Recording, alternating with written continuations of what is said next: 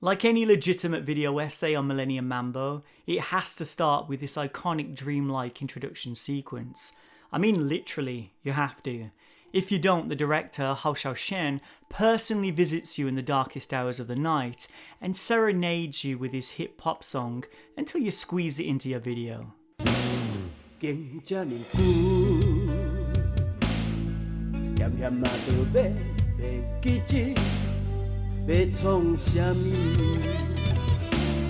What a voice and what a man. Hello cinema comrades, it is I, your unelected and unqualified governor of ruining your favourite East Asian films. Now bow to your sensei. Bow to your sensei! Now my dear comrades, I remember when Millennium Mambo was actually released, and boy did it get a lot of criticism by cinephiles when it came out, even from hardcore Hou Hsiao-hsien fans. It was, and still is by some, seen as a superficial story with two-dimensional characters that never develop. This always annoyed me because despite there being something universal in how well Hou captured the mood of the first few years of the millennium, the film is also important regarding what was actually happening in Taiwan at the time, and if you read the film outside of its cultural and historical context, you miss the significance of what it actually captured. Hopefully I can reveal enough of that in this video to change a few people's minds, or at the very least, give them a chance to re-evaluate their opinion with what I believe is a more appropriate framework of analysis. So wish me luck. Millennium Mambo is a 2001 Taiwanese film directed by new cinema heavyweight Hou Hsiao-hsien. It encapsulates the historical and political context of its time through a unique cinematic lens. Set against the backdrop of early 2000s Taipei, the film subtly reflects the socio-political transitions and the generational shifts that Taiwan was undergoing during that period.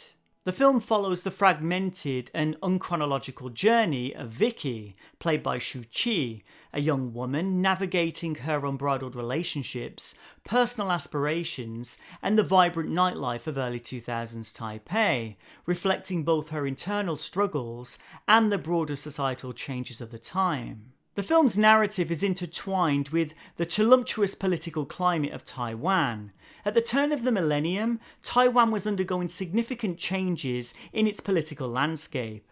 The island, or the country, if I want to be controversial, and I do, had evolved from a period of authoritarian rule at the hands of the KMT to a fledgling democracy, redefining its identity and its relationship with China. This transition is mirrored in the fragmented and fluid nature of the film's narrative. The characters, particularly the protagonist Vicky, navigate an uncertain world, much like Taiwan itself was navigating the uncharted waters of democratization. To understand why democracy is important to the context of the film, I need to dive into a bit of history. It's important to make clear that Taiwan's identity has always been in question. Yes, all nations and political communities are susceptible to an identity crisis or two, even a powerful sovereign nation like the United States. But Taiwan's identity crisis goes much deeper because of its history of being controlled by several more established imperial nation states, from the Dutch, Chinese, and Japanese Empire. Therefore, it never quite settled into a stable, unified, and internationally recognised political entity until the late 1980s. After the KMT, or the Nationalist Party of China, retreated to Taiwan in the late 40s, after losing the civil war in China to the communists, they built up a centralised political structure and nurtured a tightly guarded identity. However, this identity was based on the myth that the nationalists would eventually reclaim China, which meant a Taiwanese identity could only be entertained as a type of mirror of China, and not even the China that existed at the time, but the KMT's imagined potentiality of it. The 1970s saw a cluster of major problems unfold. The USA withdrew Taiwan's diplomatic recognition, it was removed from the United Nations, rejected from the Olympics, and hopes of reclaiming China were shattered. No major world power recognised Taiwan as a legitimate state, and it lost its voice in international treaties. In a world of nation states, Taiwan fell between the boundaries, in almost a state of limbo. However, by the 80s, Taiwan was integrated into the global economy, its martial law was lifted, and began a process of democratization, which relaxed political restraints and facilitated an environment where the people could discuss what it meant to be Taiwanese outside of mainland China and its former Japanese colonial context. The problem is, the lead up to the millennium was a period of extreme globalization. And as we know, globalization is the antithesis of local identities, as it causes nation states to be absorbed into a global hegemony. As Taiwan embraced globalization and opened up to the global market, it experienced rapid urbanization and modernization. This is portrayed in the film through the backdrop of Taipei's vibrant nightlife, which serves as a microcosm of the city's shifting and conflicting values and aspirations. Vicky's struggles and desires mirror those of her generation who are trying to find their place within this new era of global consumerism and technological advances. Hou Hsiao-hsien's directorial approach further reinforces this historical context. Obviously known for his minimalist and observational style, Hou captures the essence of everyday life and its complexities. The film's slow pacing and long takes allows us to reflect on the characters' emotions and experiences, paralleling Taiwan's contemplation of its own identity and future. In addition to this, the film touches on the impact of other areas of globalization and transnationalism. The characters, again particularly Vicky, are influenced by Western culture and consume it through music, fashion and lifestyle choices.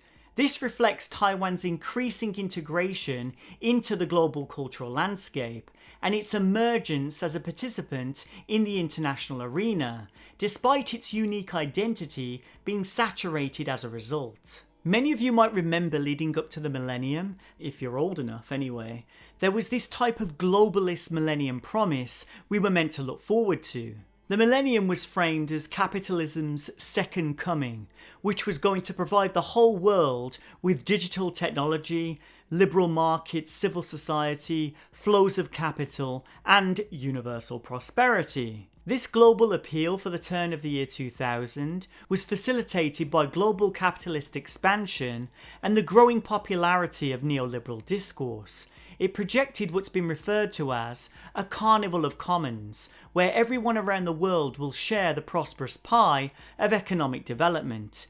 If you don't jump on board, you'll miss out on the global flow of capital, free market economy, technological development, and instantaneous communication. Every city from all over the world finally had their opportunity to emulate a city like New York. This almost utopian idea is embedded within Millennium Mambo, and it's even more poignant looking back on it in 2023, where we know this promise never actually materialised. The Millennium Promise was broken, and Hou's film was almost prophetic.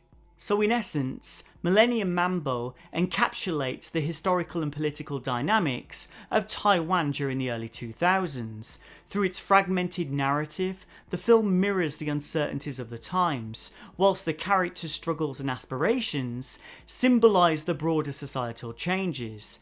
By intertwining personal stories with this historical context, Hou Hsiao-hsien crafted a reflective cinematic masterpiece that not only offers a glimpse into individual lives, but also serves as a snapshot of Taiwan's journey through political, economic and cultural transformation. So there we go. Hopefully that demonstrates why this film is so important and how brilliantly it captures the sentiments of the time. Thanks for watching, comrades, and make sure you subscribe and like and all that other stuff. Or don't, it's entirely up to you. Now bow to your sensei. Bow to your sensei!